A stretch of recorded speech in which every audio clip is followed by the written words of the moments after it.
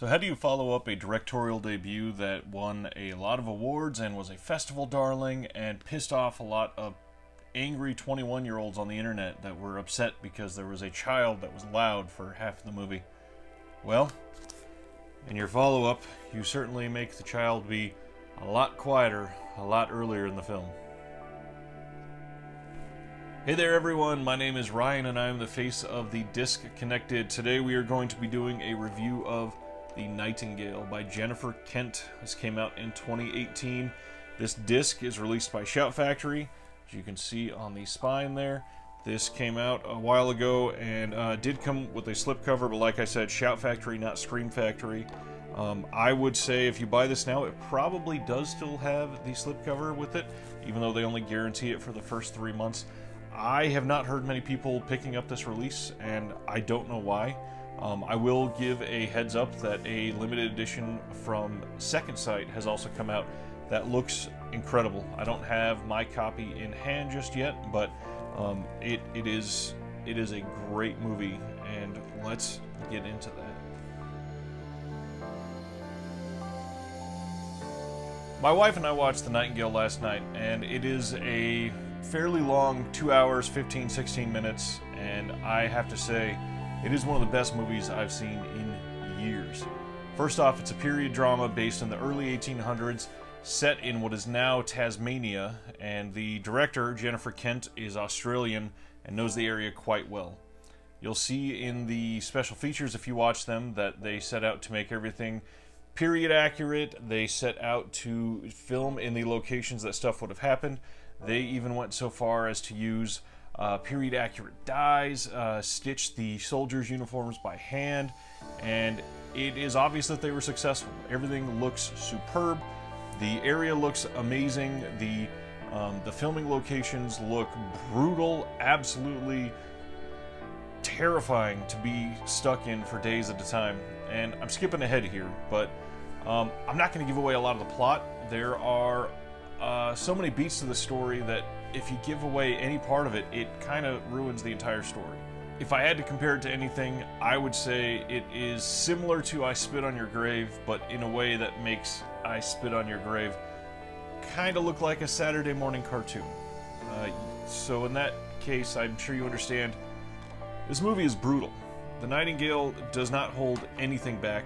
Just like in I Spit on Your Grave, yes, there is some sexual assault and there is some vile treatment of women and also black Aboriginal people, but everything is done with the utmost level of respect from the filmmakers.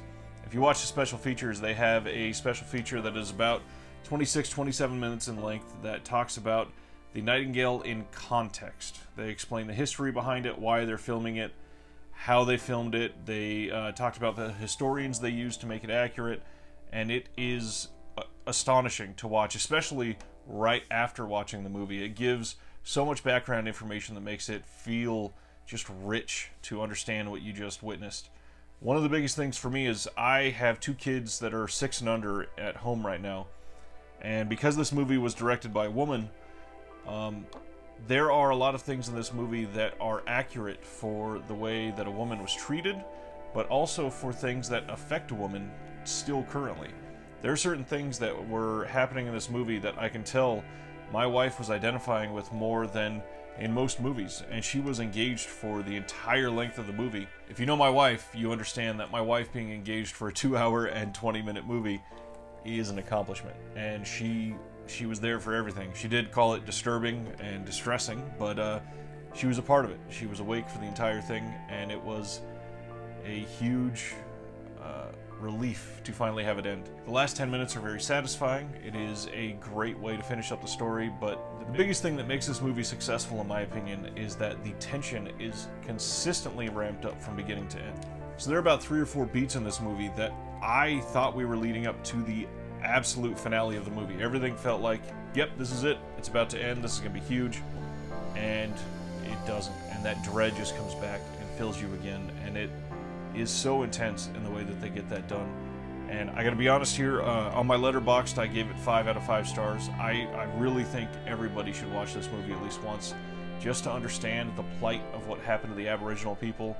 And in that case, I would also say go and watch the special features either right after or a day or two after you watch it, just to understand the full extent of what you saw and get some more history behind that. Especially for those of us in the ignorant United States, I had no clue about some of the history that was going on in here, and just looking it up afterwards, it, first of all, was a gut punch, but second, it helped me understand so much more about what was happening. And it was, you know, the early 1800s, there's a lot going on around the entire world, but the imperialism of British forces going into Australia is a huge deal, and something that people, the director was saying in one of those special features, that people in Tasmania and Australia, they still deny, like, the Holocaust. No idea how that happens, but absolutely go watch The Nightingale. 5 out of 5 stars. Great movie. Thanks for watching. If you like, give a like below. If you want to see more reviews, news, guides, updates, subscribe below, share it with your friends, and that's about it. Have a good night.